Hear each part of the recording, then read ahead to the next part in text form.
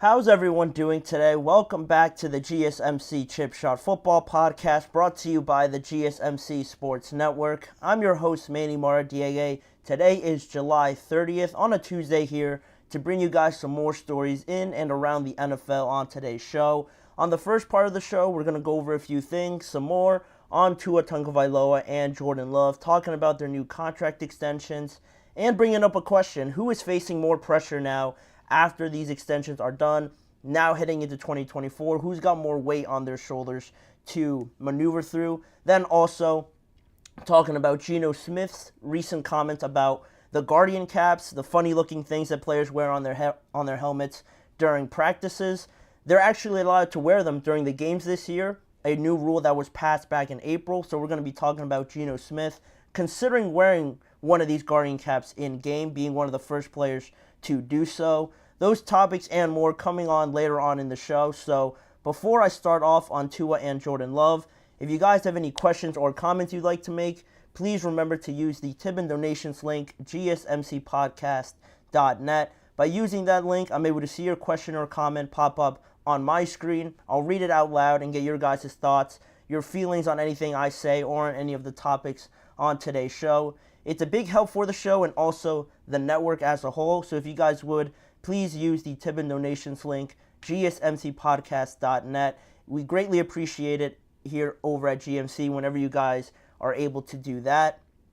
But with that being said, we can start off on the first topic on Tua Tagovailoa and Jordan Love. Now, two of the top 5 highest paid quarterbacks in the NFL. After last Friday, it was announced. We talked about Tua's deal, the 4-year, $212.4 million extension. He gets $53 million in salary. Then later on in the evening, we have the news breaking of Jordan Love also getting that extension. 4 years, $220 million for Jordan Love. Now he's tied in a 3-way tie with Trevor Lawrence and Joe Burrow for the highest paid quarterback in the NFL, earning $55 million in salary. Reshuffling the top 5 now. 3 of the quarterbacks that got extended this year, Tua and Jordan Love, along with Jared Goff, now form the new top 5 highest paid quarterbacks in the NFL. So these two guys are the latest guys to get their extension. There was some difficulty, some extended period of trying to figure this thing all out, but they finally got it over the line, and now people, the media, everybody around this topic can start talking about what comes next, right? Who has more pressure on their shoulders to almost validate this contract? You know, you're getting paid like one of the top guys, the top guy in the NFL, in Jordan Love's case, you could say. So what are you going to do with that? What kind of pressures now, what kind of expectations now face Tua and Jordan Love heading right away into 2024, especially after the seasons that these guys have had? Tua showed up for himself, played like crazy last year to prove that he is worth this amount of money. Same thing with Jordan Love. He got a little bit further, but around the same value in terms of contract, total worth, and everything like that. So coming off of those strong seasons, now you get what you've always wanted. So what follows up after that?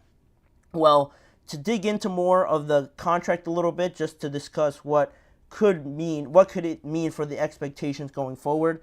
According to Pro Football Talk's Mike Florio, the goal for both Tua and Jordan Love was to make these new extensions 4 years instead of 5 years, where you see it feels like that's the typical length for a new contract extension. You always hear about the 5-year deals.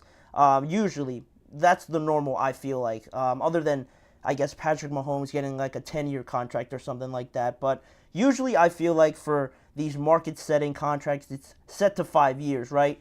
The teams can extend the period a little bit longer, don't have to re-enter contract negotiation talks sooner. They have that extra year by adding that 5th year onto that. But according to Mike Florio, it was a big deal for Tua and Jordan Love because not only did they have the same agency firm, Athletes First, they really wanted to keep it to 4 years because they had the leverage, like I mentioned before, in 2023, playing like some of the best quarterbacks in the NFL, and also their contracts were running out. They were both holding in, so the Packers and the Dolphins were a little bit in a jam here. You don't want to put this off any longer. You don't want Jordan Love just sitting on the bench watching practice instead of integrating this new offense, new scheme with him actually taking part in it. Same thing with Tua. After the season that they had last year being derailed by injuries, you just don't want Tua kind of participating in training camp. So they had all the leverage, so that's how they ended up getting these deals, I should say, over the line, 2-4 years, because it benefits the players a lot more. They don't have to wait too much longer. They're both around 24 years old, I would say, so keeping it to 4 years, they're still going to be 29, 30 years old, still at a very good age where they could get another 4-year deal at least, probably 5-year deal potentially, depending on the trajectory of their careers at that point. But this sets them up nicely to re-enter contract negotiations, and that was a big deal for them, kind of alluding back to the fact that we mentioned yesterday on why these deals were so close together in terms of announcement. Now you can kind of see where the collaboration happened a little bit here under the same agency firm and happening at the same time. But back to the question on the pressure that both of these face, who faces more? Both of them actually answered that question in some part over the last few days. Starting with Tua now, he said, "I'm the highest paid employee in this office.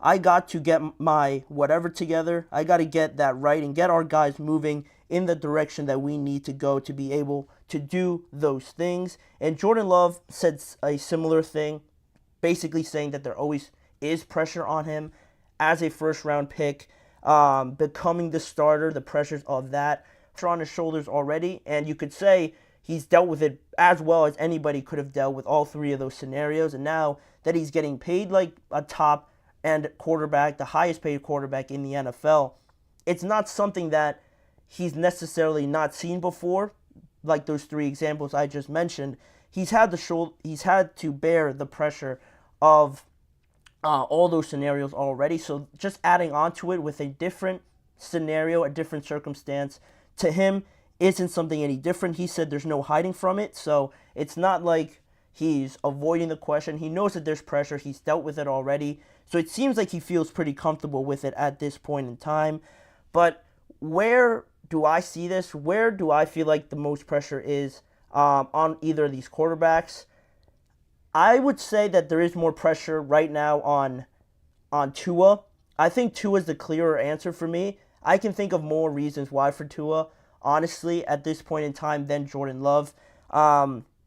Because it is a little interesting how you think of it when you really break it down. I mentioned Tua as the one facing more pressure just because the record he has against the playoff teams, it's not very good. I mentioned it probably in the episode with Tua, if not yesterday, but he has a losing record basically last year and over his career against playoff teams. So that's something you don't want to see. If you're getting paid like some of the top earning guys, you have to win those big games. So that's one of the criticisms against Tua. There's also the health concerns. He's coming off a pretty healthy season, but can he consistently do that and show up each and every year? That's another thing. Not the most athletic guy in terms of quarterbacks and the Josh Allens, the Patricks, the Lamars, the Jordan Loves, but extremely accurate, very precise, and he fits this offense very well, which I thought was enough reason to give him this extension based on where the Dolphins are at this point in time in their progression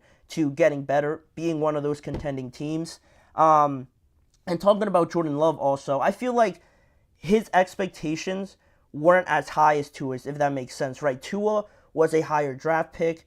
Everybody was saying tank for Tua, and then he gets in the league, and he dealt with those injuries. There were some shaky moments, whereas with Jordan Love, he was a late-round draft pick. He was just sitting on the bench behind Aaron Rodgers. Nobody really thought he could ever live up to Aaron Rodgers, and don't you know, first year he comes in, it looks bad, and then he turns it all around, and he looks like just another quarterback that the Packers have found miraculously that could just lead them into the next decade of great quarterback play in that team. So the expectations right off the bat were set low for Jordan Love, and now that he has surpassed them, I feel like right now in the eyes of everybody, you see all the hype around Jordan Love too. I think right now he's everybody's favorite young quarterback who's going to take the league by storm.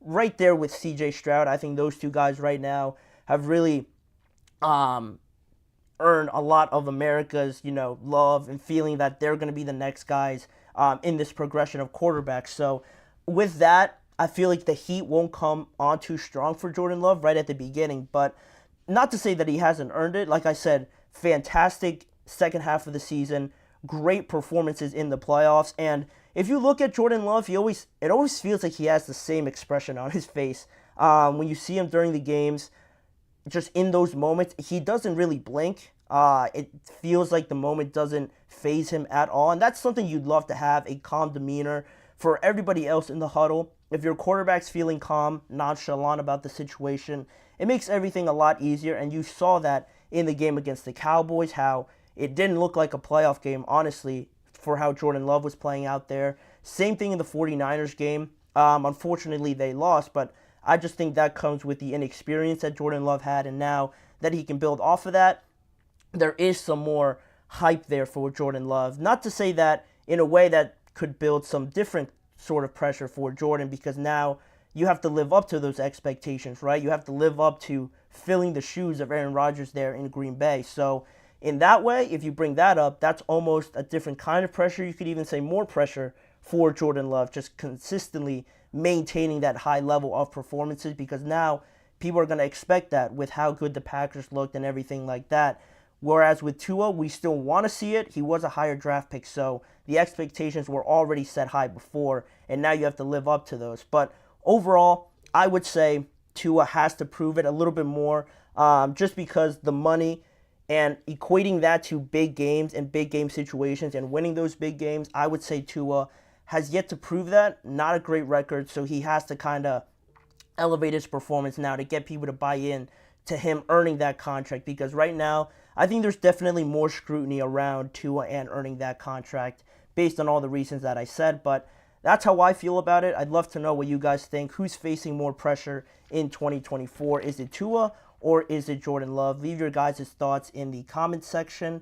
But with that being said, we can move on to the next topic, talking about Geno Smith, some more quarterback talk on today's show. Thinking of wearing the Guardian cap on his helmet during regular season games in 2024. The NFL passed that rule now that it is an option for players to wear it if they want to. And Geno Smith is the first NFL player that I've seen talk about actually considering it. So we're going to talk about what he said and whether or not this is going too far on the side of player safety. I'm all for it, but this might be taking it a little bit too far in my opinion. So we're going to dig deeper into that when we return. You're listening to the GSMC Chip Shot Football Podcast. I feel like I'm losing my mind. Is everybody in the world blind?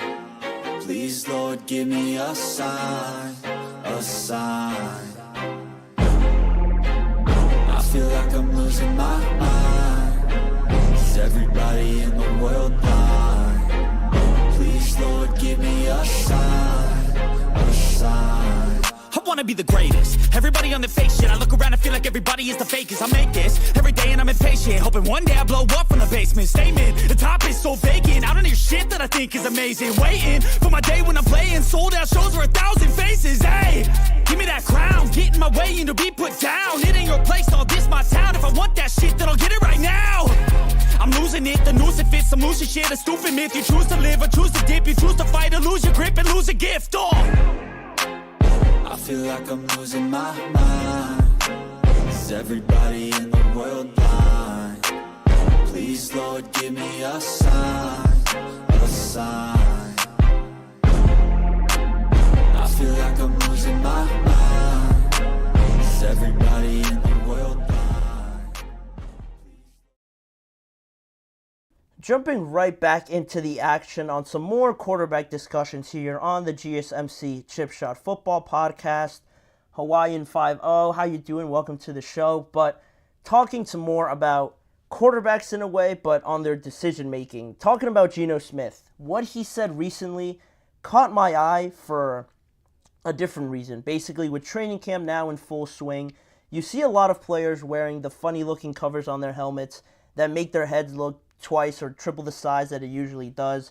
The Guardian caps is what they're called, and that was basically implemented a few years ago by the NFL in this wave of player safety, trying to keep everybody healthy, not taking as many unnecessary hits, you could say, during practice to injure them, and then they don't get to play in games, and that does no good for anybody, obviously. So that became a requirement, basically, for the NFL a few years ago. Now the players always wear them, at least the players that always have the risk of bumping heads with somebody else, like the defensive linemen, offensive linemen, cornerbacks. I've seen a few of them wear it, linebackers, running backs, all those sort of positions. Quarterbacks I'm sure can wear them, but they're not required as much for those positions. But it's funny, ironic that Geno Smith is the first person I've seen talk about this issue and considering wearing one of these Guardian caps in season here in 2024, because back in April, I want to say, the NFL passed this new mandate that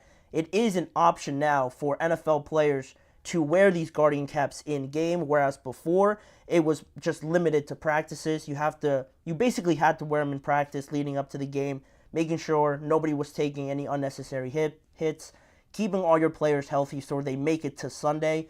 But now they decided that they could just make it an option for players to wear them in 2024. And even when they passed that, I know I mentioned it before in a YouTube short or on this show. Either way, I know I talked about it before, not considering it a real possibility, because I feel like the majority of the NFL players, not that they're against player safety, but they're not the most eager to follow all these rules, or they'll follow them, but they're not really happy about it. And to think that anybody would wear it during the game seemed ridiculous to me. But now Geno Smith seems to be at least considering it at this point in time, because he mentioned it last Friday during training camp, talking to the media at those practices. He mentioned how this could be an option for him heading into 2024. And I wanted to think he was kidding, but at the same time, it didn't look like it. At some point, based on this statement, he said, "I've been thinking about wearing mine. I'm still debating on if I should wear my Guardian cap. I don't know yet, but obviously I hit a lot of people with my head, so I have to be careful out there." He kept it pretty plain and simple, didn't say too much afterwards on the topic, but I think he said enough there in that statement, honestly. Again, I thought he was being sarcastic because he mentioned hitting a lot of people with his head, but a quarterback doesn't really do that. They can do that if they hit the ground hard, they get slammed or something like that, and a defensive lineman bumps them in head-to-head contact, but defensive players aren't even allowed to do that really anymore. So how much is Geno Smith actually getting hit in the head? So that's why I thought this was a little bit of a joke, but we had to talk about it because I've never heard anybody actually bring it up to the media and as an actual possibility that this could happen. And of course, the Guardian caps, I think, are a good thing. They have helped in reducing the amount of head injuries, the concussions and things like that that players may face during a 17-game season. And now that there's talks about, elongating that to 18 games, probably eventually 19 games, maybe even 20 games at some point. But with that being the case now, the NFL's kind of throwing it out there like, all right, well, you guys can wear them. You guys can do this if you want to, knowing that this could only benefit the NFL's push to increasing the amount of games to 18, 19, if more players start wearing these Guardian caps and making the NFL a safer sport. But we're going to get onto that topic in just a second. I wanted to bring up some of these sort of stats that benefit the Brain Injury Law Center, wearing these Guardian caps and reducing the severity of some of these hits and impacts by the helmets without wearing these Guardian caps now. According to Brain Injury Law Center, wearing the Guardian cap can reduce the severity of impact by about 10%. If two players got them, it's at least 20%, obviously doubling up there. And to jump onto that, bring up more topics on that, you got the NFL Executive Vice President, Jeff Miller, who oversees player health on the NFL and just on his duties of doing that.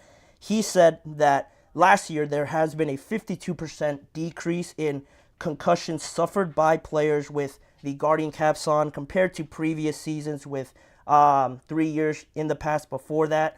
Compared to those stats and how they compared to that, there has been a 52% decrease on that. So that's a pretty promising sign on the Guardian caps and how they benefited up until this point. So that's not really the issue that I'm trying to bring up.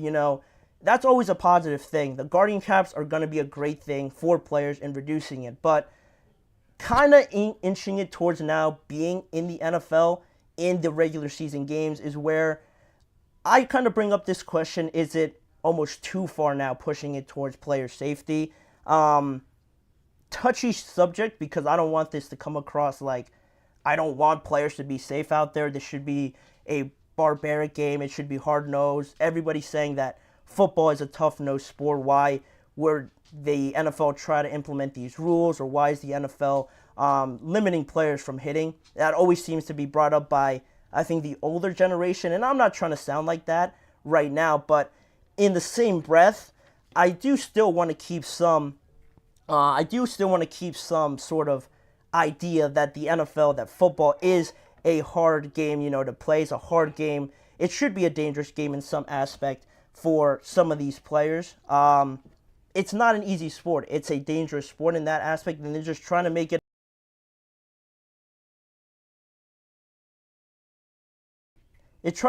in a situation where the NFL is completely going in a different direction. I think it's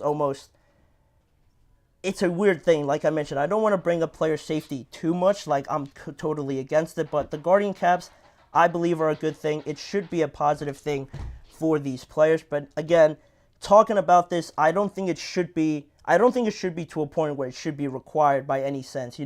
I have no problem if Gino wants to wear it, is considering wearing it just because he wants to be safe, but I feel like in this push for player safety now, the looming question of the NFL trying to implement 18 games, maybe 19 games, just trying to make this bigger, I feel like this is just an introduction into almost making it a requirement. No, I'm thinking ahead to how the NFL could play this out in a way, just because now they're introducing it as an option. So how much longer is it going to be before they almost make it a requirement? And then at that point, it almost really just becomes a weird thing with the NFL, where now they're almost just trying not to make it football, right? If that makes sense. You're going to hear a lot of players complaining about it if it becomes a requirement, and that's definitely a long ways away from ever happening. This is just the beginning steps, but I'm sort of projecting now, seeing where the NFL is really coming from by making this an optional thing. And it could be a benefit, like I said, if Gino wants to wear it. Someone like Tua, who has suffered from injuries to his head already early on, that can be understandable if they want to consider wearing it. Maybe they wear it a game, they don't for a couple weeks, and they wear it again. Maybe they wear it coming off of a head injury, something like that. That makes sense, but I think that's as far as it should go. I don't want this going to a point where, again, it's a requirement by the NFL. And now Gino, again, has put it out there in the air now, so I wouldn't be surprised if more players come out and say that maybe they're considering it, or maybe that they are going to do it at some point. So now we're getting closer into this area where the NFL can push player safety even more in order to get those extra games, 18 games, 19 games in a season, which is where I think this will ultimately go, but I hope it doesn't become a requirement for these players. Also, with the NFL also working with helmet design manufacturers recently, they've already started to design these new helmet designs, these new helmet models, basically to protect against head injuries already. So I don't know, if you're doing that, you're going to the lengths of that already. I don't feel like the guardian caps necessarily should be brought into the regular season. That's just how I feel about it. If you're trying in other areas to make it safe, why still make the guardian caps a requirement? That's one thing. Also, like I said, I think it would be too far in one direction of trying to be over safe with the NFL. Really not making it football anymore at that sense. Basically playing with a pillow on your head. You're already taking away enough rules from the defensive side of the ball, really, to make it a lot safer. So this would just really be overdoing it, in my opinion. But the last thing I would say, just on a more lighthearted note, I don't think people would take the NFL as serious anymore if they had these guardian caps on their head. It would almost, I don't want to say it becomes a joke, the NFL becomes a joke or anything like that, but it just looks funny. It just looks ridiculous, and they could try to customize them or make them look cool, I guess, but it's not the same, obviously, with wearing that thing on your head, covering up the logos. Of course, they could put it on the outside of the cap, but again, it just doesn't look the same. Their heads overall already look a little bigger with the helmet on. You make it look a little bit more, even more bigger. It looks funny. It just looks weird. It's something that when you look at it through the TV, it almost looks comical in a way. And I don't think the NFL wants to portray that image really out there to everybody else watching the NFL, looking onto it. I think that's also another reason why this really shouldn't go too much further than just being an option, but it's out there now. Geno Smith was the first player I've seen to talk about it. I'll probably expect more players to talk about it, honestly, but we'll see how this kind of snowballs and how quickly it picks up, honestly, over the next few weeks, months heading into 2024. But certainly something interesting that I was not expecting seeing on my feed in these recent days. But who knows? We're going to see where it goes from there. But on that note, we're going to move on to the next set of topics on today's show, talking about Deebo Samuel wanting to try out his hand on kickoffs in 2024, and Micah Parsons making some more comments regarding Malik Hooker and his comments that he made on Micah Parsons' focus level in regards to football and focusing on his own podcast with Bleacher Report. That builds on after Micah Parsons' latest comments. We're going to get to those two after we take a short break here. We'll be right back after this. Looking for your daily fix of sports talk without having to pay for it? GSMC Sports Network is available on YouTube. Just search GSMC Sports Network. Get your fix of daily sports talk shows on YouTube, absolutely free. NFL, college football, NBA, MLB, MMA, UFC, fantasy football, and so much more. GSMC Sports Network has shows running all day long, with new sports shows starting every 2 hours. Just like on your favorite cable sports channel, except GSMC Sports Network is absolutely free. Just search GSMC Sports Network on YouTube to catch one of your new favorite shows, like the GSMC College Football Podcast, Chip Shot Football Podcast, Hoops and Heels Women's Sports Podcast, GSMC Basketball Podcast, and so many more. Check it out for yourself. GSMC Sports Network, now available on YouTube absolutely free. Search GSMC Sports Network on YouTube right now.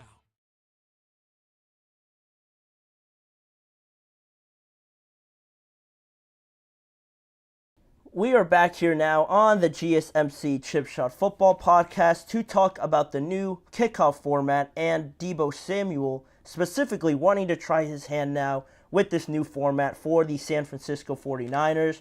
We're going to get our first look at this new kickoff format in just a couple of days now on Thursday when the Hall of Fame game goes on August 1st between the Houston Texans and the Chicago Bears on Thursday. Unfortunately, no Caleb Williams or most of the starters, so that's a bummer, but regardless, we get some football back at least. So we'll take the good with some of the bad, but we're going to talk about Deebo, focusing on Deebo and the 49ers because he brought up this idea of wanting to try his hand out in kickoffs. You usually don't see the stars, the most important players out there because before, up until this point, the kickoffs were pretty dangerous, a situation where you didn't want Deebo taking unnecessary hits, unnecessary amount of contact when already in the game he was lining up in the backfield as a receiver already. They are a little bit more protected now with the rules, but regardless, you don't want them out there when you don't necessarily need them to be. But now, this new format has made the kicking game not only a bit more relevant, but a lot more significant in the turnout of some of these games. And that's what the NFL wanted to do. They don't want this to be just some traditional, irrelevant part of football. I like that they changed this. I'm a big fan of it. But now seeing this, you kind of have more incentive to go out and get yourself a Deebo, a Cordell Patterson, some of these return specialists, hopefully to give you an advantage in these games. And on the topic on being more involved in these kickoffs, on the topic of trying to get more out of this aspect of the game now, Deebo Samuel mentioned this on the possibility of being more involved in it. And he said, I wouldn't mind doing it from the get-go. I'm a team-first player. So if Kyle was like, hey, man, we don't want you to do it full-time. We just use you whenever we really need it. I'm fine with that. But if you want to use me full-time, I'm all for that as well. And Deebo has some experience with kickoffs. You know, he's returned 9 kickoffs before in his NFL career. Not a lot, but, you know, he at least has done it at a time where it was a lot more dangerous, a lot more free-flowing, less structure to it. So he averaged about 25.9 yards per return. So not too bad with getting the ball back to the 25 at least. So right now he sees it as a pretty great opportunity, really, where you can get a big advantage in his terms, where the receiving team, if they make a guy miss with the amount of set blocks that there are out there, pretty much it's almost 8 times out of 10, 7 times out of 10, a situation where you're going to get to the kicker at some point, and then at that point, I'm going to take Deebo against any kicker trying to tackle him. That's just a matter of fact. So there is some room there for excitement if you're the 49ers, because now, obviously, they have all this talent on their roster. They have an excess of talent, honestly, with Deebo, Ayuk, Christian McCaffrey, George Kittle on one side of the ball. And sometimes you can't get everybody the ball on that side. You can't get everybody 4 catches, 5 catches if you're a pass catcher, 20-plus carries for Christian McCaffrey, then involving him in the passing game. Not everyone is going to be satisfied. Not everyone's going to put up the stat line that you might expect from some of these guys based on their elite level. Now, I think with Deebo, this is exactly what he needed, not only for his benefit, but for the 49ers' benefit also, to take advantage of everybody on every side of the ball that they can, to distinguish themselves a little bit more from the Lions, the Packers, the Eagles, the Cowboys even. You have at your disposal a very unique, special player in Deebo that is already a nightmare to try and tackle. Now you put him on kickoffs where he's more involved. He can have the ball more in his hands, not just on offense where it's all predicated on the quarterback and just how everything, plays out from a defensive standpoint and everything like that.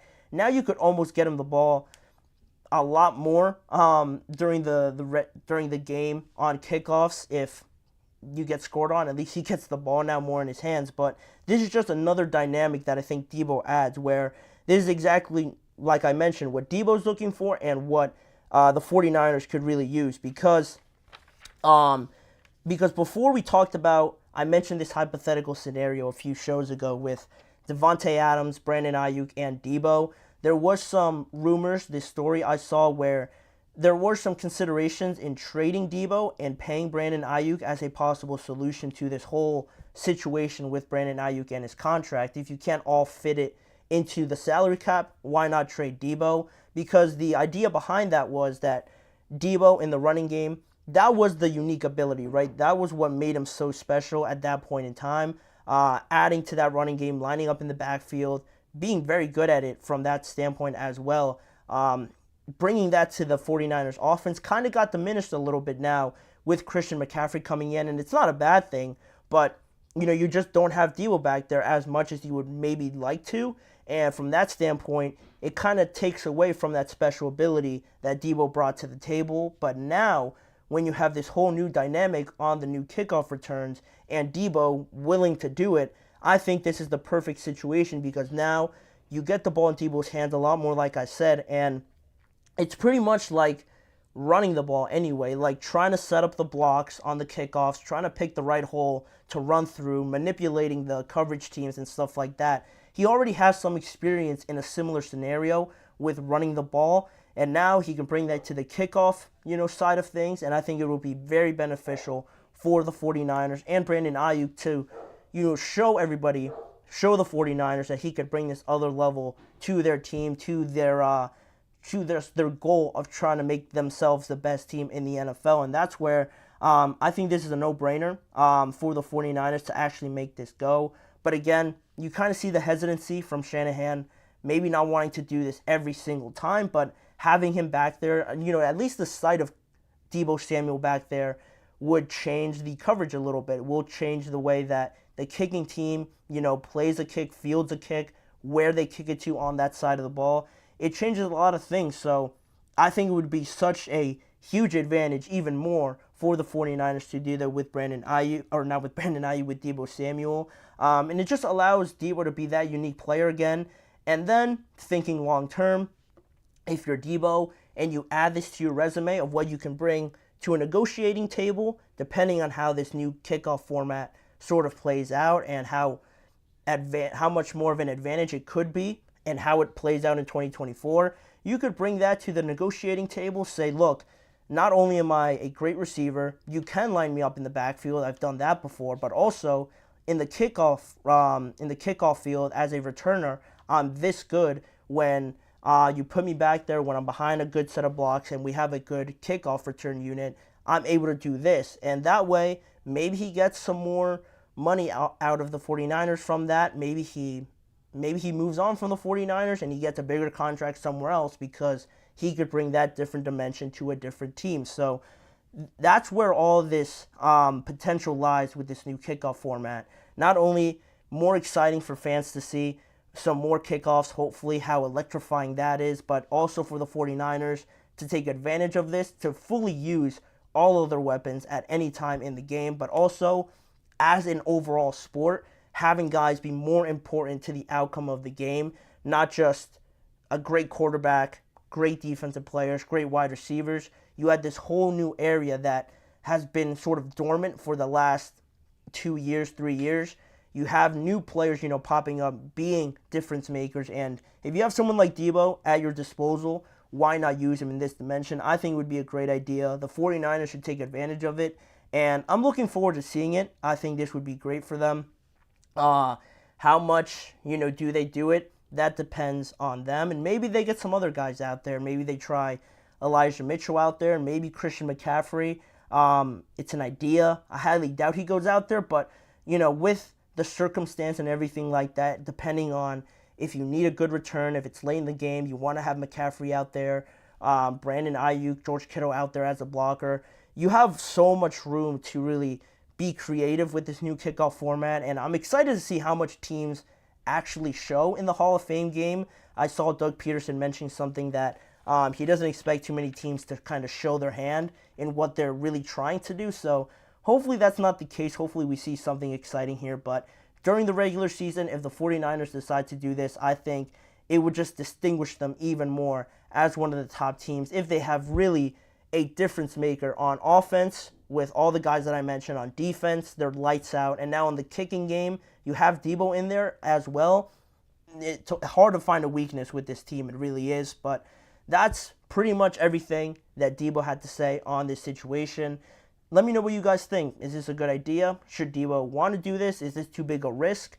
Please leave your guys' thoughts in the chat box or also the comment section after this video. But that'll do it for that segment. We have 2 more to talk about. Like I mentioned, bringing up Micah Parsons' recent comments on Malik Hooker again, on the bigger situation around Malik Hooker's previous comments on Micah Parsons' podcast and his level of focus on football and that podcast. And also, we'll talk about Jaylen Warren, the Pittsburgh Steelers running back, who has been impressing at training camp so far, and whether or not Jaylen Warren's recent rise to stardom is more of an incentive to maybe feel better about moving on from Najee Harris, or should it be more of an incentive to keep this great duo together for years to come in Pittsburgh by extending Najee Harris? I'll provide that scenario later on in the show, but for right now, we're going to hit a break, and when we return, we're going to talk about Micah Parsons and his comments on Malik Hooker.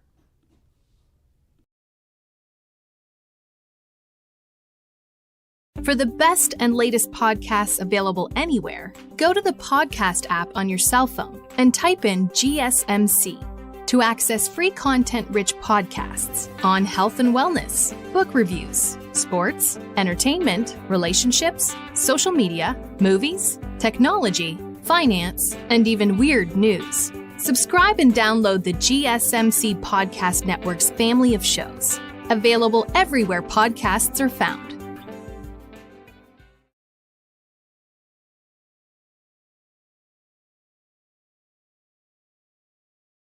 Back here now on the GSMC Chip Shot Football Podcast to revisit a previous topic that we talked about, I think now weeks, maybe months ago now at this point, having to do with Micah Parsons and his teammate Malik Hooker, because before the story was that Malik Hooker had some comments that he made on, it was Keyshawn Johnson's podcast on Micah Parsons and his podcast that he does called The Edge on Bleacher Report, and just how that might affect his level of focus on the defense, on, just focusing all in on football. Everybody wants the football players, obviously, to be fully focused on football, have that be their number one priority, and it should be that way. But now you see some of these players, Micah, Draymond Green, it seems everybody has their own podcast, right?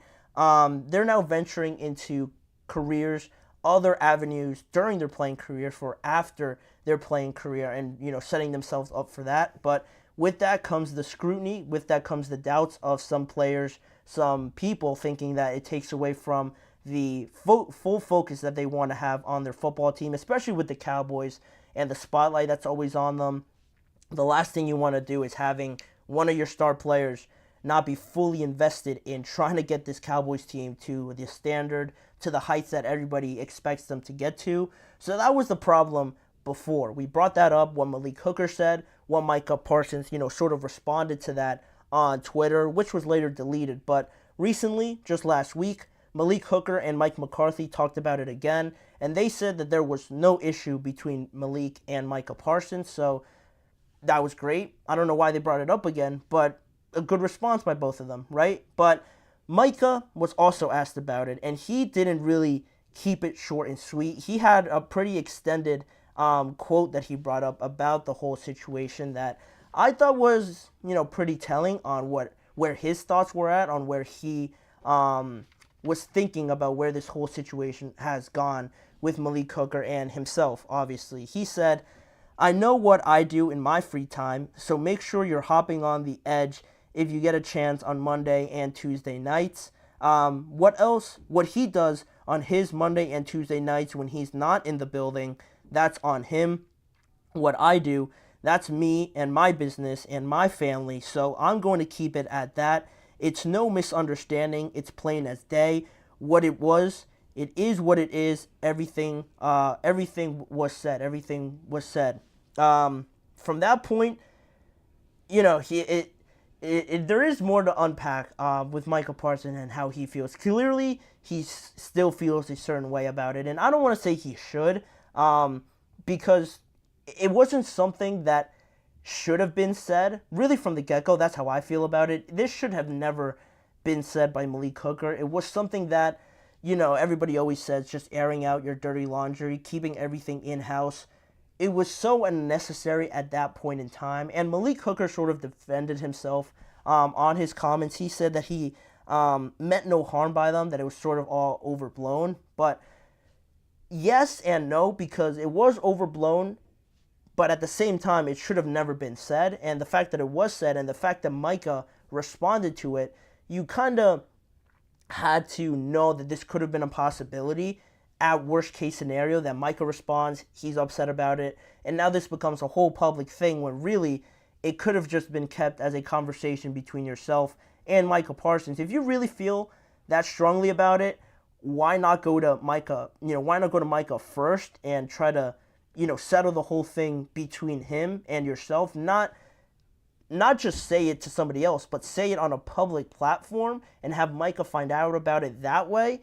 That's probably the worst thing you could have done. And now everybody, not only do you get Micah's response, but now everybody has a comment to make about it. Everybody gives their opinion about it. And already Micah was sort of facing some heat during the season.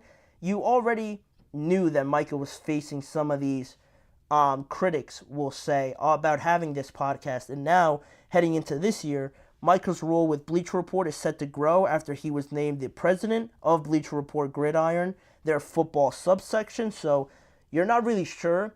I don't have too much clarity on if that means that Micah's going to have more things to do. That's the guess, that's the prediction, that he has this promotion, so he's probably going to have more responsibilities. So you can have some doubts about it then. But if you're Malik Hooker, it's not like you didn't know. People were already commenting on Micah and his podcast already. So to say this at a time, especially at a time where in the offseason where nothing is really going on, you really have to dig to find stories to talk about, you just threw it up there, a perfect layup, a perfect lob for anybody to take it and run with it, dunk on Micah Parsons with what you had to say. So really unnecessary from the get-go, and Micah clearly still feels a certain way about it. I don't want to say attacked, but it must be just really awkward if they're still locker mates in that locker room, with Micah Parsons now saying these comments. And it shouldn't have been something that should have ever aired, honestly, because Malik Hooker is, questioning somebody else's business, and then that gets all sort of touchy and sensitive when you go into that area. So that's another thing that just adds on to why this should never have been said. And then also, it's not like Malik Hooker was really involved in the show or anything like that. It's completely just, almost completely irrelevant to him, sort of.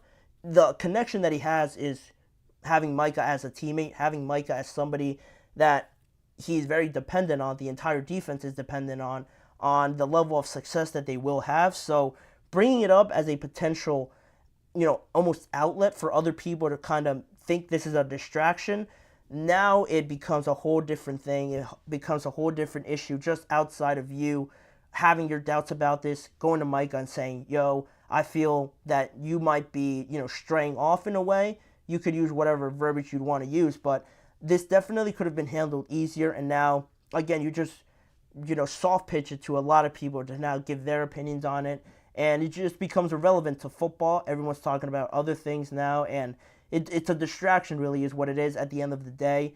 You hate to say that the Cowboys just almost do this to themselves, but it is almost what they do. You bring up all these extra things, the contract negotiations, this unnecessary stuff.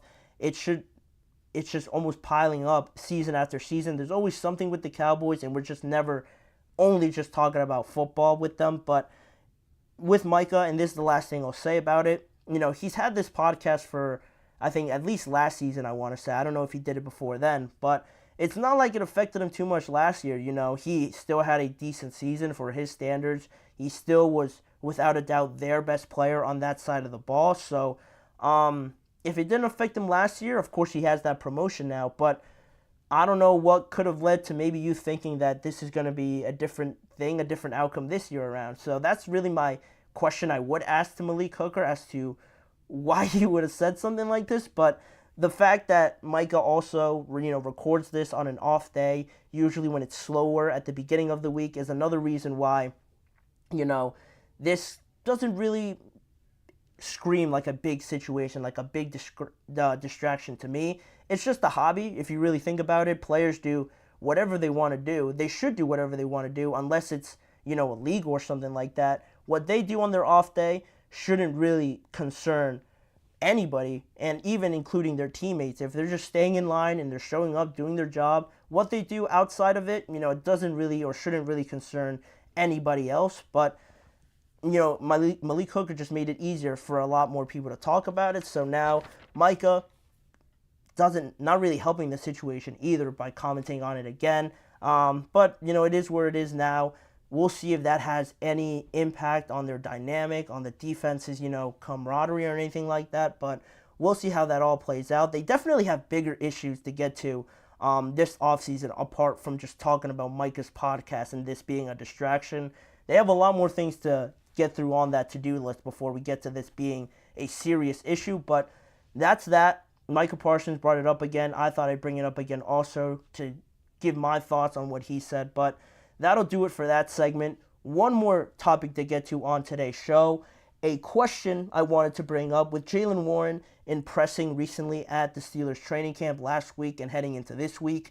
Is this more of an alibi now to feel more comfortable on potentially losing Najee Harris, or should this be more of an incentive to not want to lose Najee Harris and break up that great running back duo you have if you're the Pittsburgh Steelers? What Mike Tomlin said on Jaylen Warren and just overall how this, impacts the Steelers and how they've built up their team. I thought it was something to bring up based on how Jaylen Warren's performing. So we're going to get to dissecting all of that in just a few seconds. We'll be right back.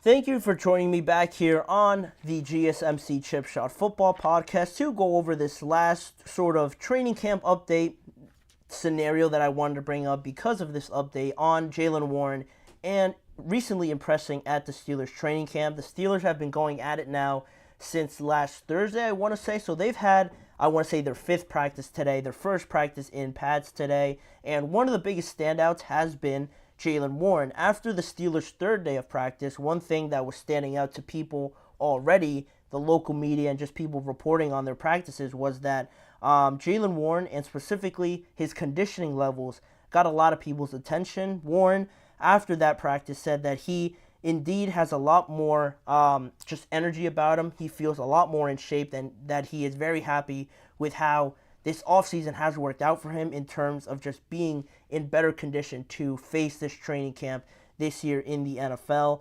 And also Mike Tomlin has also taken notice to it. He was asked about it, and he said, "I think conditioning and things of that nature get revealed the more we keep working, and they have to put consecutive days together. But obviously, by the looks of him, he's done some nice work." So getting some praise from Mike Tomlin is always a great thing. Jaylen Warren, to add on to that, he said he credited, the way he's looking, the way he's feeling in terms of his physical shape to the training that he did with Total Athlete Training, and also former Minnesota running back Matt Asiata for their help and getting him to how he's looking right now, because he feels like the better conditioning that he's in, focusing more on running this offseason instead of just lifting, has helped him get to the shape that he is in right now.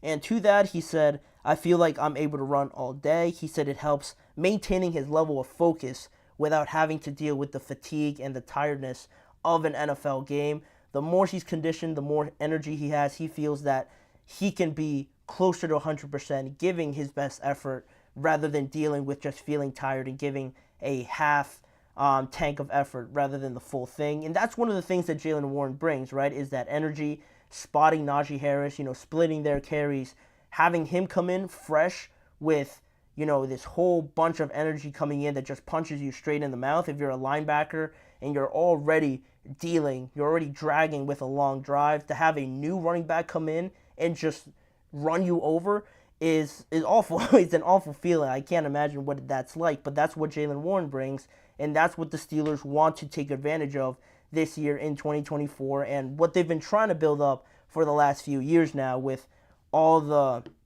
just switching that they've had to do on offense with their coordinators. Now, that's pretty impressive. That's a good sign if you're the Steelers wanting to continue this into 2024, because if you look at last year, Jaylen Warren produced 1,154 total yards on 210 carries, touches of the ball with some receptions. So that's a pretty significant chunk of the offense that goes his way. Also leading the team with 5.3 yards per carry, and that only added to forming this great duo that he had with Najee Harris. Both of them very good at what they do. Both of them very hard to tackle. Both of them very aggressive and in your face when they're running at you as an opposing defense. And they formed one of the best running back duos, in my opinion, a biased opinion, the best running back duo in the NFL, just watching them as a Steelers fan. And with all the offensive improvements that they've made already, drafting Troy Fautanu, adding Isaac Seumalo last year, drafting Zach Frazier also this year. Now you have Najee and Jaylen Warren to benefit. After all of that, they could even become the 8th duo to each run for over 1,000 yards as a running back duo in a season. They could become the 8th duo to do that. So I think they're able to do that. They're capable of doing that. But now the question becomes, for some people, I think it will become a bigger question later on in the season, depending on where this offense goes, and the level of success that Jaylen Warren has specifically, based on how impressive he's looked right now. I think the question will become whether or not people feel comfortable enough with having Jaylen Warren now be the number one running back, because I still believe that people still believe that Najee is that number one and that Jaylen is the number two, that they split carries, but Najee is still the lead back. Once the season starts, and if Jaylen Warren carries this success into the regular season, I think it's almost inevitable for people to start bringing up the scenario of maybe the Steelers don't need Najee. If they have Jaylen Warren, could you imagine Jaylen Warren being the number one, not having to split carries, how much better he could be? That's going to be, I think, a discussion that it's just inevitable at this point with whenever you have great players like this. We brought it up with Debo and Brandon Ayuk. With these two guys also, there's always a discussion about who's the number one, who's the lead guy, and I think it's almost inevitable at this point. And could this mean, especially if the Steelers don't re-sign Najee before the start of the regular season, I feel like it could become more of a freaking conversation that people bring up about Najee just moving on, the Steelers moving on from Najee and making Jaylen Warren their number one running back. Also with the narrative around running backs, also on just how people, organizations feel like they just grow on trees, drafting the next best one, a younger one that gives you around the same production. I feel like that's just almost going to grow into the topic surrounding these two guys. But to me, I feel like it should be more of an incentive, more of a feeling around that conversation, around that question too, instead of trying to get rid of Najee and feeling safe with Jaylen Warren as your lead back. I mentioned it before on prior episodes how the NFL, I think, is shifting just more into this running back by committee, running back duos across the NFL. No longer do you just see one guy be the bell cow. It's hard to find that and have it be a sustainable level of production year in and year out, because inevitably the running backs do take a lot of hits, do take a lot of punishment, so their bodies are going to get fatigued by definitely week 11 or something like that. And also depending on where your bye week is also. If you have an early bye week, then the rest of it is awful. The consecutive games you have to do as a running back, you get guys injured and you hardly ever see it. You're starting to see more running back duos pop up with the Lions, Jahmyr Gibbs, and David Montgomery. The Steelers obviously have something going. Nick Chubb, even Jerome Ford now with the season that he had last year. The Rams with Kyron Williams and Blake Corum now. I'm sure the 49ers would love to spot Christian McCaffrey even more, because that's a situation also to kind of tie into this where you have that lead back. He's phenomenal all throughout the regular season, and he stayed healthy pretty much in the playoffs, but there were those issues that popped up where he had some nagging injuries, the calf injury that kept him out of the Washington game and just other games as well. So you don't want that to be a scenario where you look to your bench and you have no idea who's going to give you what because you've never tried it out before. That's where I think the NFL is going to, and the fact that this is going to become a question, I think it should be more of a question that the Steelers should want to keep Najee. If Jaylen Warren is going to be this good, why not have another guy be just as good to add to this running game? Because the way that the Steelers have built this run-first offense, they have been developing it for some time now, drafting guys, signing guys from free agency, and you bring in Arthur Smith, who is known and having success for this running game, especially in Atlanta, where the offense, say what you want about it, the running game of that offense was very good, with Bijan having the season that he did, even Tyler Algier looking impressive. No one can tell me they knew who Tyler Algier was before Arthur Smith came in there and made him a star. I think the same thing is going to happen here. Because Jaylen and Najee have already been successful, it's the ideal situation for Arthur Smith to pick it up and just make it even better. And if Jaylen Warren has a phenomenal year, they both get 1,000 yards, again, it shouldn't be a reason to just throw Najee away and think that you're going to just be as successful with just Jaylen Warren, because the way that Arthur Smith runs his offense, you shouldn't want to get rid of one half of what makes you a great offense in Najee Harris just because Jaylen is growing, developing into a number one running back. It might mean that you have to pay both guys, and that becomes a problem, right? That's the biggest problem with having to pay maybe Najee $9-10 million, and then Jaylen Warren also feeling that he deserves that much.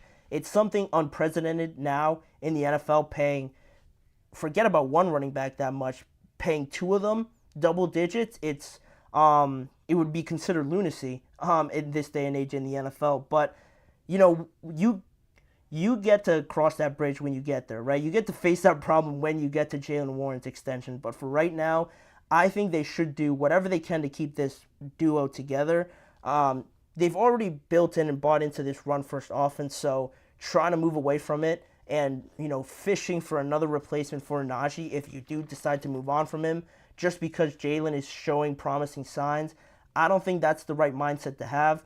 Having both of them together, I think, would only benefit the Steelers with the circumstances that they face right now. They're not in a position with not knowing really who the number one quarterback is, having doubts about the wide receivers outside of George Pickens. They're not in a position right now to throw the ball 40 at this point in time. So that's where I think this narrative should go, where the answer should go to that question of whether or not people should feel confident about the Steelers moving on from Najee just because Jalen Warren is impressing. I don't like that mindset. They should keep both of them. That's how I feel about it.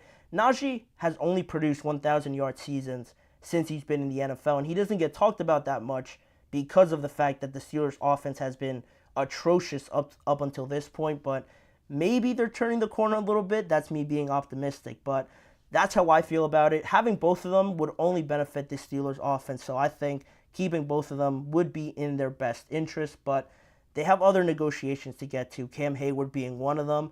Pat Freiermuth also very big contributors to this team, so how the Steelers manage those priorities will be something to keep an eye on in the weeks to come. But that'll wrap it up. That'll do it for today's show. I want to thank you guys for tuning in. Please remember to like, follow, and subscribe to the show, as well as following the network on all forms of social media. And if you want to catch more of this show, check out both YouTube channels, the GSMC Podcast Network channel and the GSMC Sports Network channel, to see all forms of media content around the NFL surrounding this show. As a final reminder, tune in every weekday at 6:30 p.m. Eastern Time for more discussions, more open conversations about the NFL with me, Manny Maradiegue, as your host. Thanking you guys for joining me. I'll see you guys all back here again with me tomorrow.